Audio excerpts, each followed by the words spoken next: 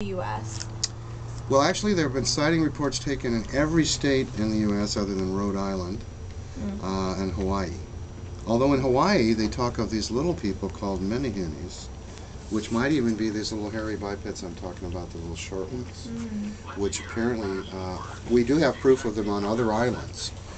In the last 5 years, there were 12 skeletons found on the island of Flores in Indonesia. We have one of the skulls, a duplicate, right there under that computer. And that indicates little people, 3 feet tall, that were existing in that part of the world on that island as recently as 18,000 years ago.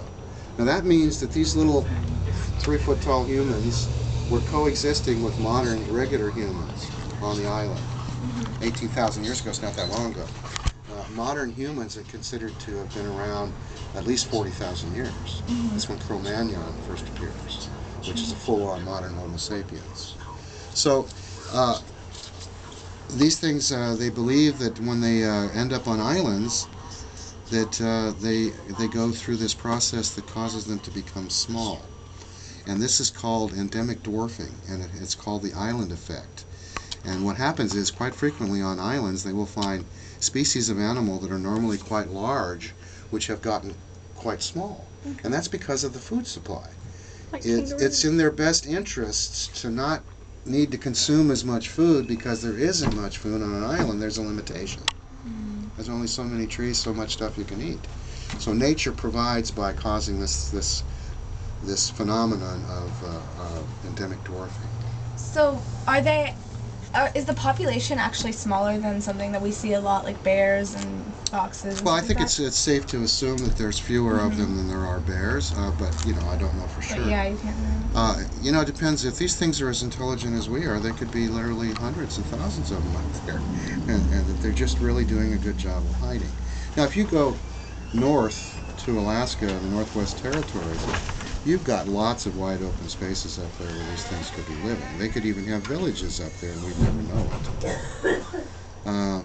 The only way they're likely to be seen in places like that is with flyovers, because people don't walk through so much of that. People have this naive idea that we've actually walked on every square foot of the planet. Human beings have been everywhere, and that's not the case. So then, just as like a last question, or last suggestion, what do you recommend for people who want to get involved in finding out more about Bigfoot, or the Bigfoot research organization, stuff like that? I mean, the Bigfoot Research Organization, the BFRO, that's a group of men who are out looking for Bigfoot. Many of those people are part of our museum as well. We have a membership here. They could come and join our museum.